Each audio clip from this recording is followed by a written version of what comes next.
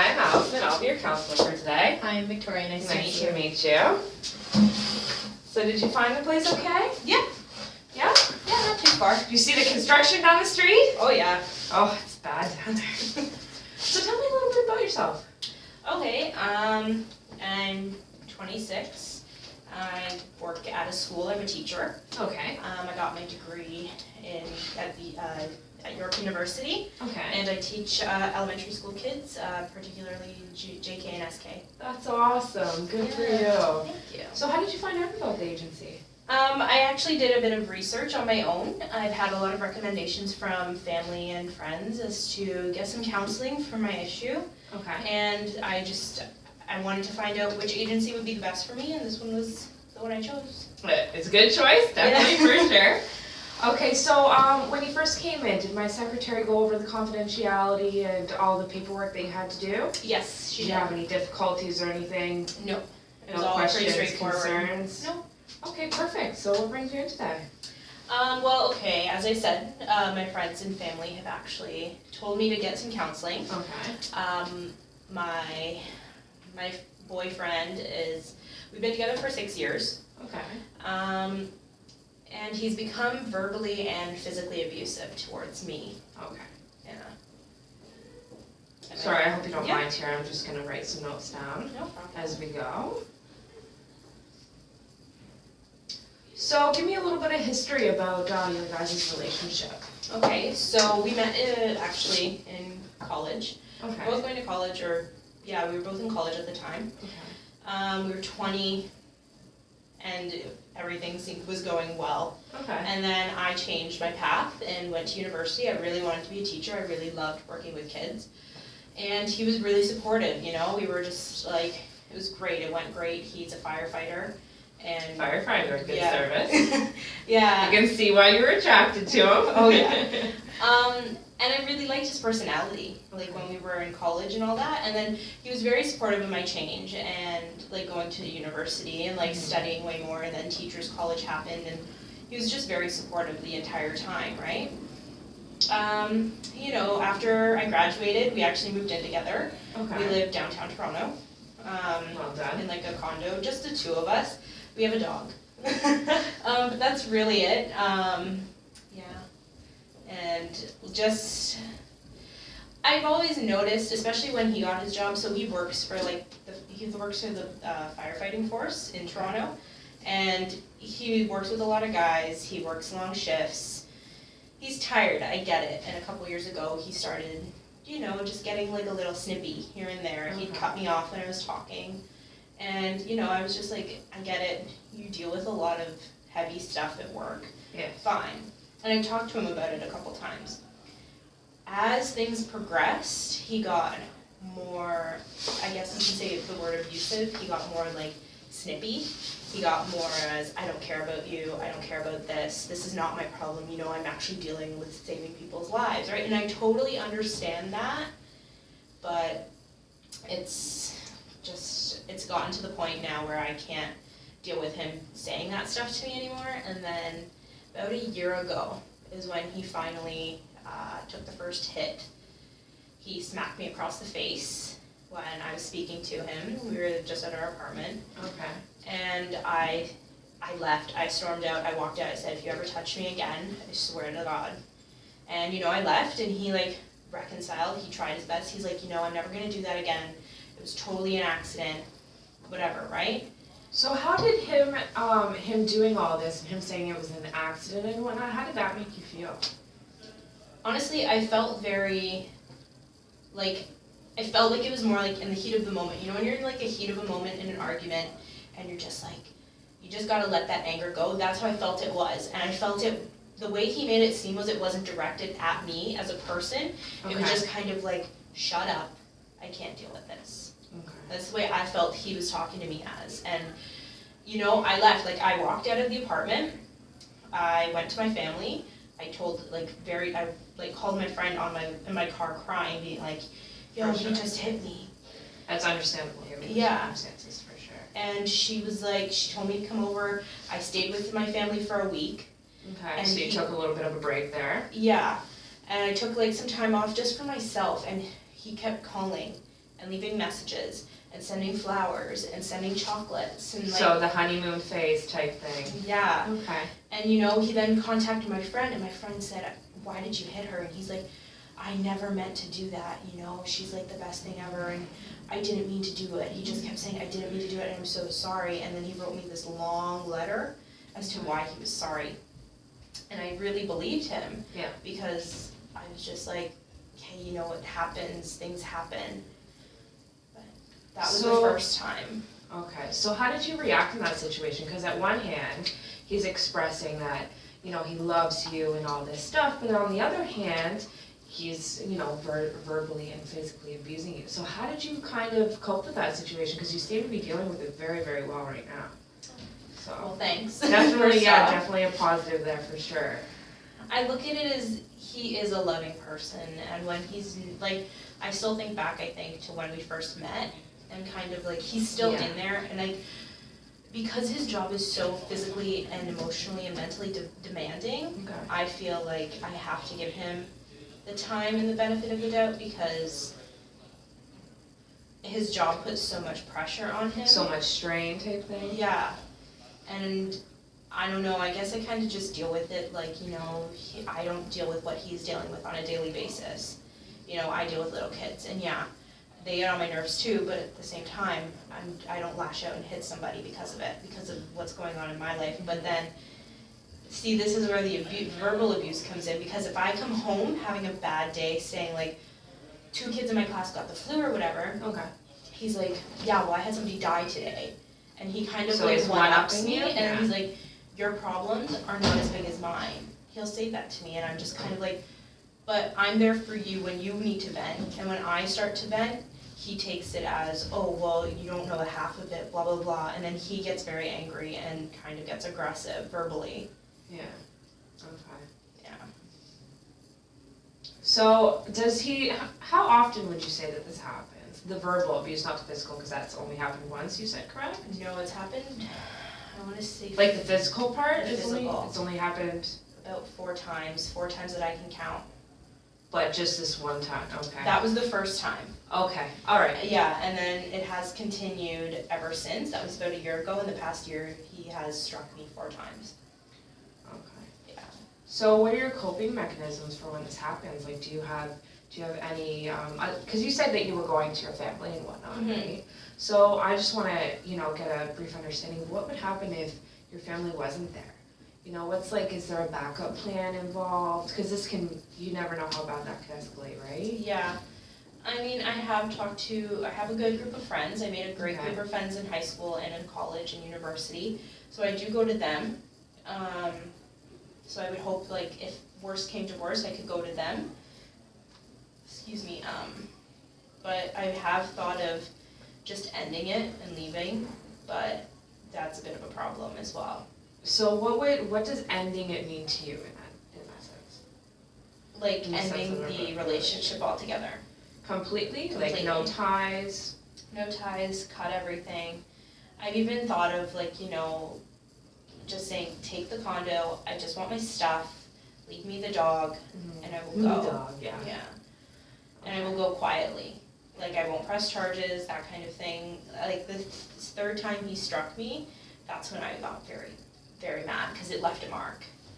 He, we were just having a fight, and I don't know what happened, but he punched me in the, like, right around here, and it left a big mark. Like, I was winded, and I fell to the ground, because he's strong, right? Yeah. So I fell, and I was gasping for air, because it kind of knocked the wind out of my chest. Yeah.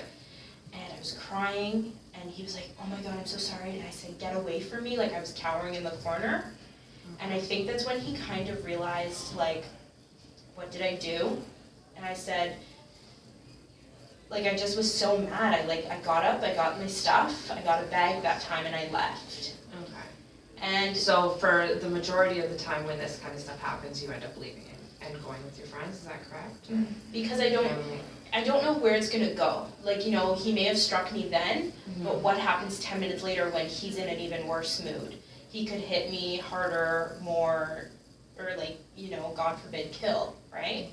So I get my things, I get out, because I don't want to be there when he does that. And I did come home after, and I saw there was a hole in the wall one day. This was after the second time he had hit me. There's a hole in the wall, and I said, what the heck is this? And he's like, I put my fist through the wall because I was so pissed off after you left. And ever since then, I'm like, So I made the right he's decision gone. to get out. Like, to leave after he hits me, it's time to leave. Because if I stick around, I don't know if he's going to hit me again. Yeah, no, that makes sense for sure.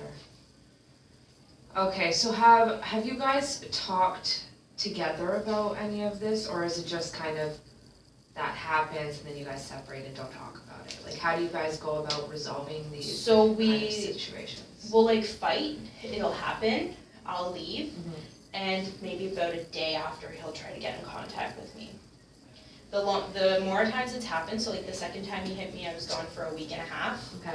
He was still trying to contact me. The third time it was 2 weeks, and the fourth time it was a month that I said I'm done. But we do talk, and I said, why do you do this? And he's like, I just get so frustrated you do this to me, like, I can't, there's no way I can do it. Have you asked him in a sense of what is it that I'm doing? I have, and he says, you know, it's just something about you. And I'm like, well, Something what is about it? Is you. it my hair? Is it like, you know what I mean? Like, what am I doing that's making you so mad that you feel you have to hit me? Yeah. And he says, I can't describe it. When you fight me back, it's just this energy that comes and I just burst and I hit you and then I feel terrible and I want to kill myself. So he gets to that level. Yeah. Okay. And you guys, is this your first time coming to counseling for Yeah. this issue, or First time coming to counseling actually at all. at all? Okay. Yeah. So, can you tell me a little bit about what happens when you guys reconnect, and how does that go? He buys me something. So, I know that sounds very shallow, but the first thing he will do is he will buy me something that I had wanted prior to the thing happening. An example would Trying be this to make up necklace. for it? It's a Tiffany necklace, and I had said to him when we first got together, you know, I really want this one necklace, but go figure, it was, we were college students, you can't afford stuff like that, Yeah. right? So I just said, you know, I really want that. And he brought me that after the third time. He brought me the necklace. He said, you know, I'm really sorry. And then we talked about it, and I said, you can't do this anymore. I said, if I'm just gonna leave next time. And he was like, I know, and I'm really sorry. It didn't mean to happen. And I said, this is the third time you've done this. And he was just like, I'm sorry, I can't take back what I did, and I know you're the type of person that doesn't hold grudges. And then we talk about it. So he's like kind of manipulating you in a sense. In a sense, yeah. And I feel bad because I know I'm not that type of person, and then he shows me like aspects of himself, like back when we were in college and like back when we were first together and like before we both worked. Showing you the good times. Yeah, and I see that, and that's where it keeps me tied to him. And then I go back and things are great for a while, and then an explosion happens. Okay. So what would you like to see come out of this? I would like to see him change and see myself be able to kind of hold the power to be like, I'm done. Okay. So how do you think you could go about doing that? I would really like him to come to counseling with me and see if he can resolve any of the issues he has. And he's not going to counseling at all, or? No, he doesn't know I'm here actually. Okay. My friends and family told me to come, Mm-hmm. and they just said, oh, you know, she's going out, she's grabbing, she said she's going out, she's just doing some groceries, she's doing some shopping. He's actually meeting me afterwards. He's not coming here, but he's meeting me afterwards. Okay. So he's gonna ask me what I did, and I'm just gonna lie. So is it fair to say that he doesn't like when you talk to people about these issues? Like, Yeah, he was pretty mad when I told my friend even, because my friend confronted him and said, why did you hit her? mm-hmm. And then he, you Of know, when course, we were that's okay understandable. after that, when we were okay, he was like, why did you go tell so-and-so that I hit you? And I was like, because I was mad at you, and it hurt. And he's like, yeah, but it's no one else's business. It's between you and me. It's not between the three of us. And I said, yeah, but if something happens to me, I'd really like them to know. Mm-hmm. And he's like, what, do you not trust me? And then it just starts a whole other little fight, but I tried to diffuse that one as best I could. So ever since then, I don't tell him if I told anybody, but he still knows that I told that one girl. Yeah. He doesn't know who else I've told, but he knows I've told at least that one girl, and he doesn't actually like us hanging out anymore. at all. Yeah. So he put a stop to that, or? Oh, Did he you- tried. I wouldn't let him. I was like, no, that's a friend of mine that I've had for years. Support, a good support system too. Yeah. Right? Yeah. No, for sure. So how, is this affecting your work life at all, or? Because I know you said you had the big bruise, like how did that affect your work? You know, because I'm like running around with kids all day, I was very sore. Like I was swollen here, I couldn't really do much. I didn't want to take time off. I didn't, because then I'd be at home like worrying Lots of about it, right? wages, all that stuff. Yeah.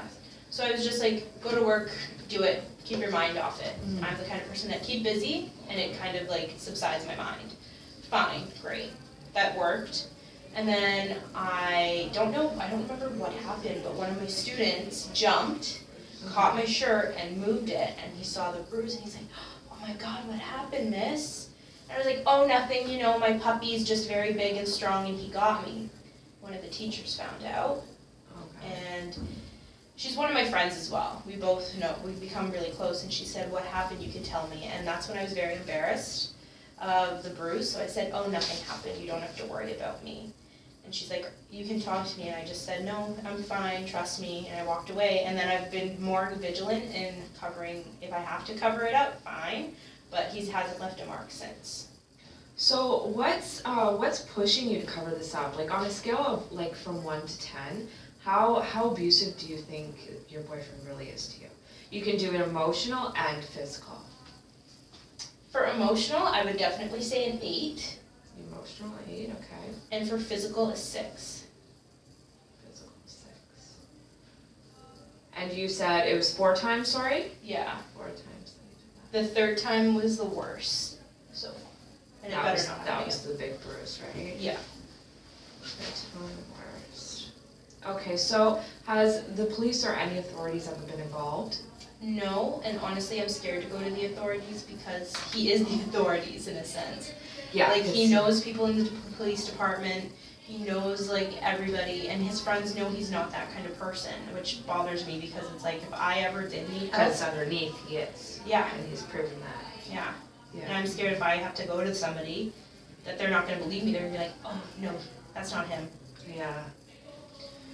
No, I totally understand where you're coming from in that sense. Okay, so if you've never thought of calling the police, what are some other ways you think that you'd be able to like discourage him from doing this? Because it's not your fault, obviously, you know that, right? Mm-hmm. So what are some ways that we can kind of resolve this, do you think? Just the counseling, or is there other ways, or? I think I would have to definitely make a plan and make it known to him that, look, I am in this process of making a plan. Okay. In case it happens again. And like after the last time was actually about a month ago, he slapped me again. And I said, this is the last time this is happening to me. Mhm. If you do it any more, and if I see the signs of you doing it again, I'm out. So he's been like, in a sense, walking on eggshells, but I'm kind of afraid if I step out of line, that he's just gonna, bam. Mhm. Okay, so what would be your ideal plan then? For leaving? Either for leaving, or even I would personally like to make a safety plan, if that's okay with you. Because definitely in this sense I feel that you know, he is an abusive person, and you don't want that to get further, right? Mm-hmm. So even, because like you said before, you don't want to go to authorities, right? Which is totally understandable. So I feel like making a plan just in case, like even just, because you talk to your family knows about it, your friends know about it, right? Mm-hmm. Maybe you could make a plan and somehow talk to them and say, listen, I'm going to give you a code word. If this happens, this is the code I'm going to give you. And then maybe they can call, so then it's not on you. Mm-hmm. How do you feel about that? I like that idea. At the same time, I don't want to have to be like forced into calling the police, because I still do love him and I still do see like a future with him. Okay. And I wouldn't. So you still want to continue? Yeah, like I still love him, even after everything he's done. I still love him, that's for sure. Yeah. And the thing is, I don't want to start over. You know, we've been together for 6 years. Yeah, long term, yeah, for sure. And I still see the good in him at times, but the bad has just kind of escalated. Okay. All right, so what we'll do then, we will create a plan with your family, because you don't want to go to authorities. And how would you feel about maybe talking to one of his friends and seeing how they feel about going into like couples counseling within the agency or something like that? Like even, get a friend on board, so that, like a mutual friend, not just his friend, because you don't want that to happen either, right? And maybe he can, or she can kind of do some influencing there and get you guys into couples counseling, because I feel like that would be maybe beneficial to you, because like you said, you want to continue on with the relationship, right? Yeah, and I do feel couples counseling is needed. I feel like if, not only couples counseling, I think he needs to come to counseling on his own even, and just talk. I understand his job is stressful, I think he needs to talk about it. No, for sure, that's totally understandable. And do you guys have kids involved or anything like that? No. No kids? No. Okay. That's the other thing, we've always discussed getting married and having a family, and I know the engagement's coming soon. I know he's gonna ask sooner or later, because we have been together for 6 years and it's time for us to settle down. So heck, I even snooped and I found out he bought the ring. Okay. It's somewhere in the house, but I just don't know when it is, and I don't know what's gonna happen. Like if he asks and I say yes, that means I'm stuck. Yeah. And I don't want to What be does stuck stuck with this. mean to you? That I can't get out, that I can't end it, because once I say yes and everybody knows, and his family knows, my family knows, they're gonna be like, well, what happened that you had to end it? And I don't want to have to be there, the one to be like, well, your son hit me and he verbally abused me, because they don't want to see it that way. I built a great relationship with his family, and he's built one with mine. And even my family was like, what happened? What did he do? Sorry, that's him. But yeah, he was just like, I can't, I don't know, I don't want to have to be the one to go and be like, this is over, and explain to everybody after this big engagement. Especially when there's feelings still there, which is totally understandable for sure. So, I definitely think that a plan should be made, maybe not, because like you just said, the whole engagement thing too, you don't want that, if you end it, then he's obviously in an emotional state right now that it could be very triggering and could definitely end up hurting you, which you don't want, right? So maybe just put in a little plan, whatever you feel is necessary. And then maybe before you come, you're coming in again, I think you have 6 sessions booked. Yeah. So, before you come in again, maybe just try and talk to him about what the future looks like. Because you want to know as well, right? Like, what does the future look like to you in that scenario? We're good. He no longer talks to me the way he does. He has never hits me again. We're married, we have kids, and we're, in a sense, living happily ever after. And do you believe that could happen? I think it could. I think both of us need to change a bit about ourselves before we do that. Which would definitely be beneficial for counseling for you too. Yeah. I think we both need to do growing on our own as well as growing together. Okay. I think I need to see where he comes from and where I come from, and then we can kind of work from there. Okay, so let's work on you then, for sure. And I'm just gonna get you here to write down an area of personal growth you would like to see within yourself. Okay. And maybe we'll put off the plan for now, and we'll just work with that, because it definitely seems like an area of concern for you. Okay. Alright, so just write down a personal area of growth. Okay. And then coming next session, we will deal with that as well. Okay? Okay. So is your ride here, or? I drove myself actually. Okay. I am meeting him for dinner though. Okay. Yeah. So do you already have the session booked time-wise already? Yes, I'm coming in next Wednesday. Okay, perfect, all right. So what we'll do then, we'll work on this next week, and we'll see where it goes from there. Okay.